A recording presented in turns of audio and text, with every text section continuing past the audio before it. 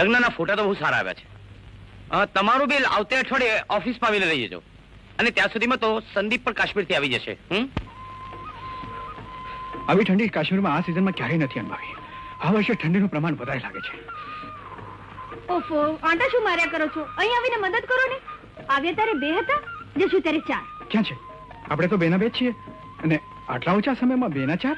ના, સમય જ ના શક્યો. ઓફો, શું મજાક કરો છો? શરમ નથી આવતી? હું તો બેગની વાત કરું છું. મને એમ કે તે ઘણી ઉતાવળ કરી. જો હા, બધું કઈ બોલશો ને તો આ બેગ છૂટી મારીશ તમારા પર. તો સારી વાત છે. તૂટશે એટલે 2 માંથી 4 થવાને બદલે 3 જ રહેશે. અને શરૂઆતમાં 2 માંથી 3 થવું જ સારું. પહેલી પહેલમાં જોડકા. જો હા સંદીપ, મને છેડ નહીં કહું છું. જો પ્રીતિ, આપણે તો 2 છીએ ને આજે નહીં તો કાલે તો ઉભા રહે. શું બોલ્યો? જો પ્રીતિ, જો નહીં, બિલકુલ નહીં. મારે કાઈ નથી સાંભળવું. નહીં કહું છું.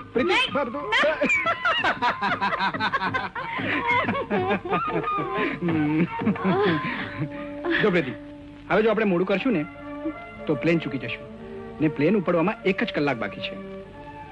અને એકવાર પ્લેન ચૂક્યા તો દિલ્હીથી ટ્રેન. એ શું વિચારે છે?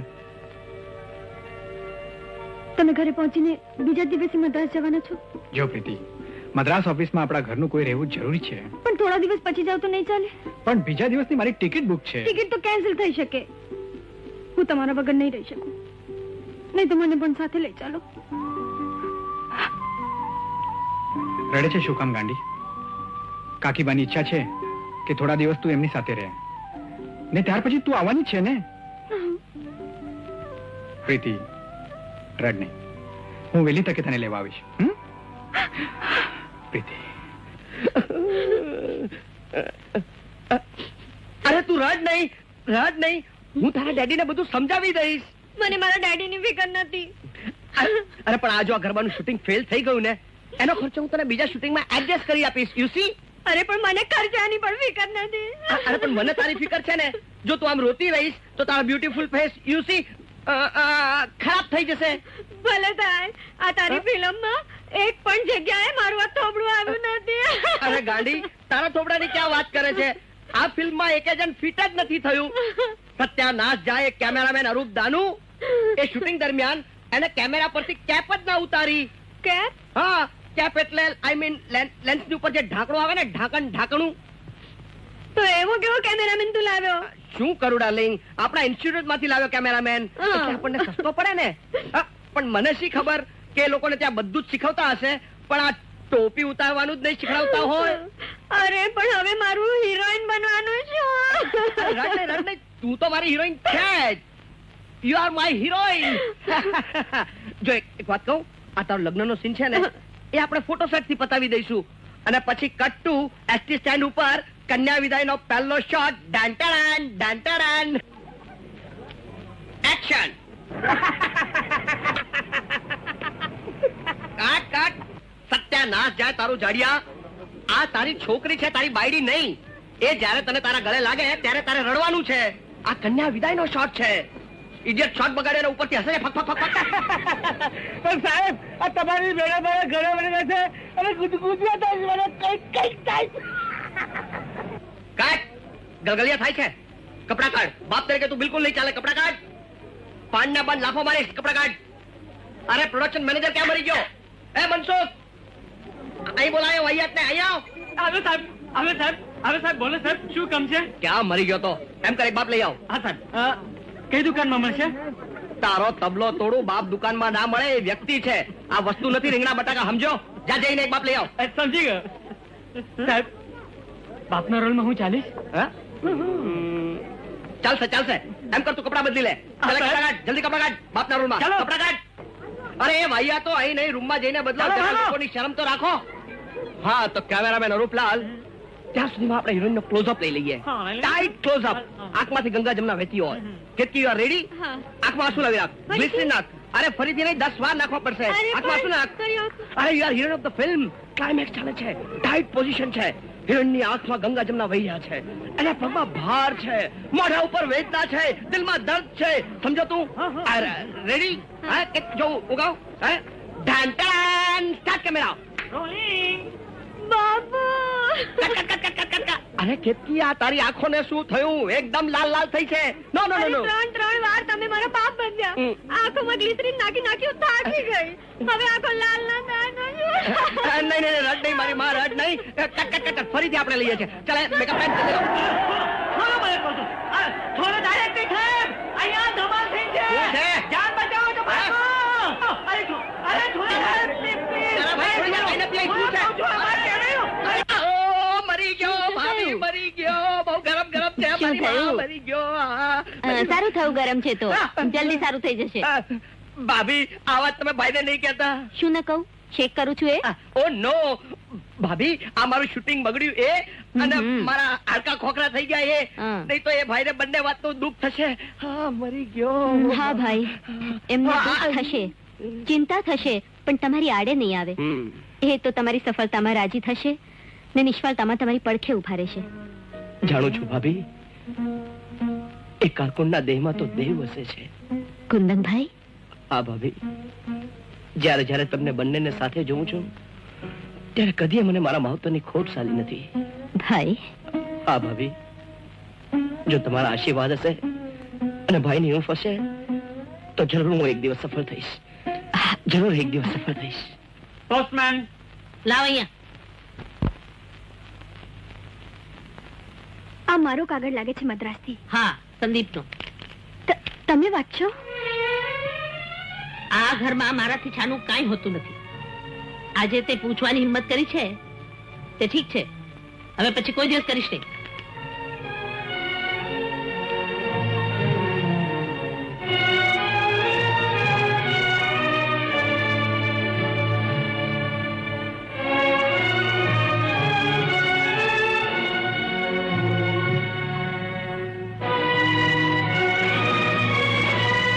હા, લે, ખાસ કાંઈ લખ્યું નથી. આ સુખરૂપ પહોંચી ગયો છે ને કામકાજ બરાબર ચાલે છે. ને હા, એ લખ્યું છે કે સંદીપના મિત્ર મિસ્ટર મહેતાના પત્ની સુરુચિની તબિયત બરાબર સારી નથી, એટલે તું એને જવા જરા જઈ આવ. મારી સાથે કાલે તારે મહિલા સુધારક સમાજની મીટિંગમાં આવવાનું છે, એટલે આજે જ એને જોવા જઈ આવજે, સુરુચિને.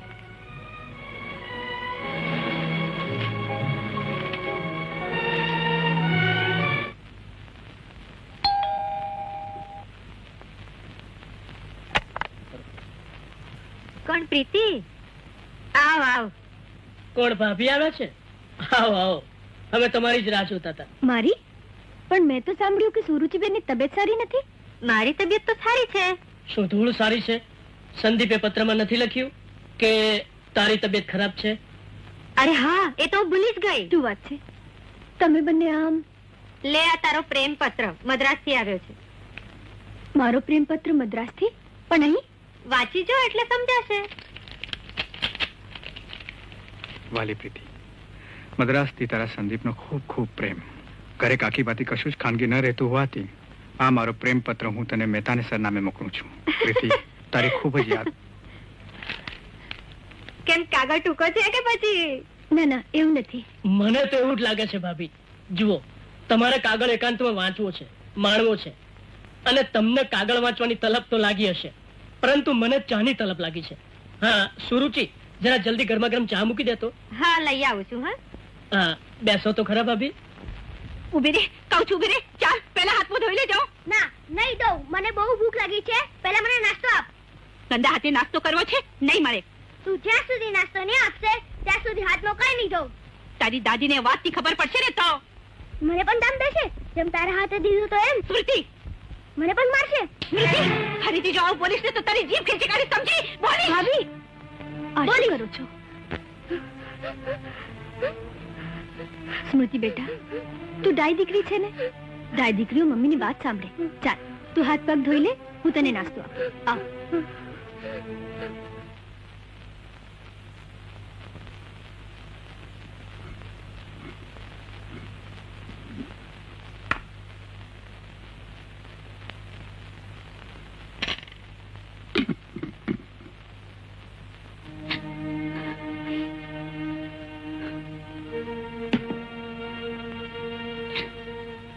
આશુ ભાભી, કેમ રડો છો? દીકરી પર હાથ ઉગામ્યો એનું તમારે હૈયે દુઃખ છે, પણ હોય ભાભી, એ તો માનો અધિકાર છે.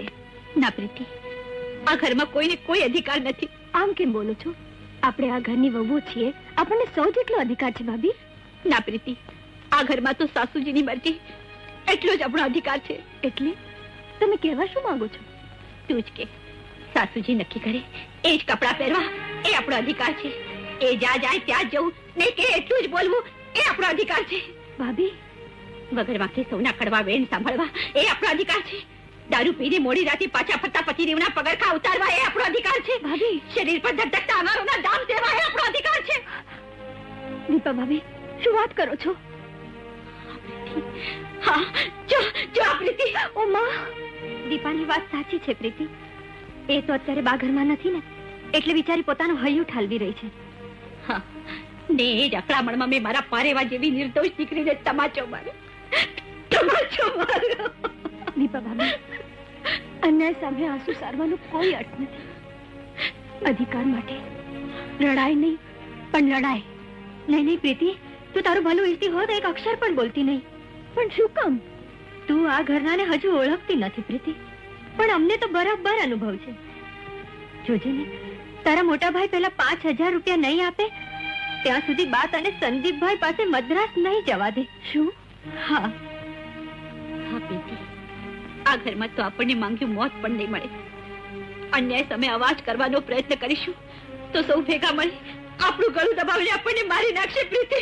આપણને મારી નાખશે. મમ્મી, ડર નહીં મમ્મી, ડર મારા સમજે.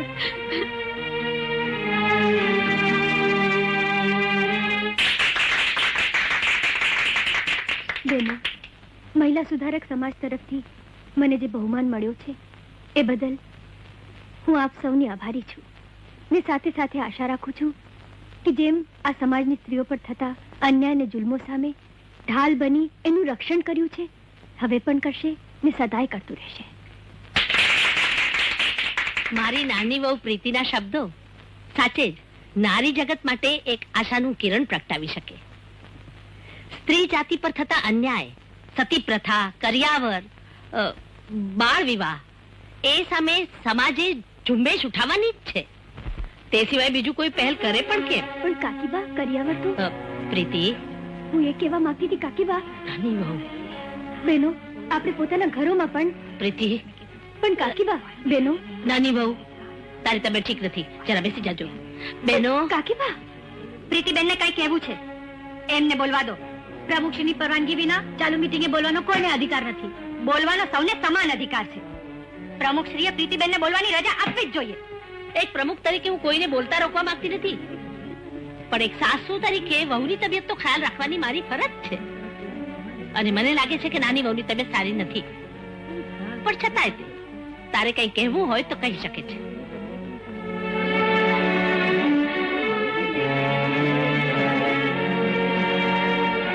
શાંત બહેનો, શાંત. મને લાગે છે કે નાની વહુની તબિયત સાચે જ સારી નથી, અને એટલા માટે હું ઉપપ્રમુખશ્રીને આ સમિતિનું કામકાજ આગળ વધારવાની વિનંતી કરી ને આપ સૌની રજા લઉં છું. ચાલ નાની વહુ.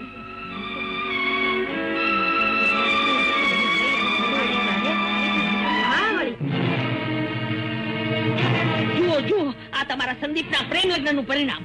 શું વાત છે બા? શું થયું બા? સારું થયું તમે ત્રણેય જણા એક સાથે મળી ગયા. પણ વાત શું છે બા? આ નાની વહુએ આજે મહિલા સમાજની ભરી સભામાં મારું નાક કાપી નાખ્યું, મને નીચા જોણું કરાયું. શું તારી આ હિંમત? ના, મેં કાંઈ નથી કર્યું. રેવા દે તારા જૂઠાડા. હું તને બરાબર ઓળખી ગઈ છું.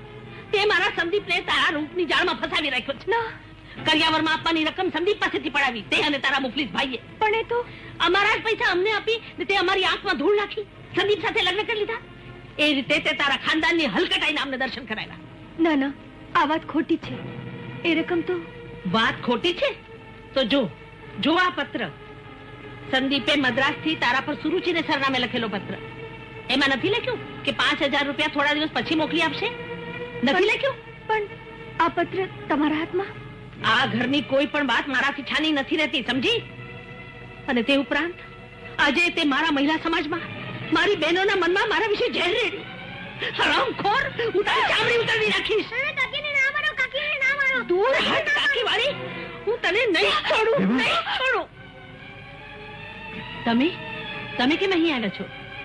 જી હું બોલો, કેમ આવ્યા છો?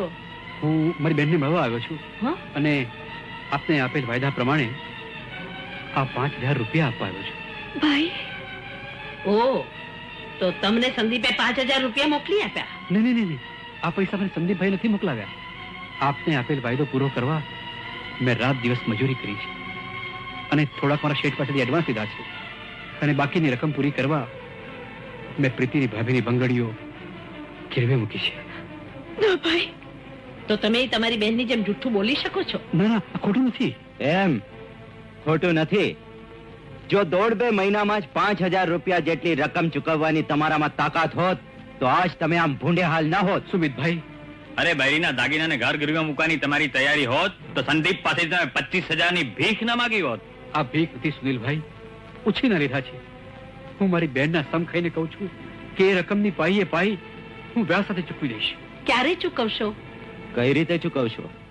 ઘર અને દાગીના ગીરવે મૂકવા છતાંય આટલી રકમ ભેગી ન થાય તો શું બૈરીને કોઠે બેસાડશો? સુનિલભાઈ, કે પછી એકની એક રૂપાળી બહેનને રૂપના બજારમાં બેસાડશો? હા?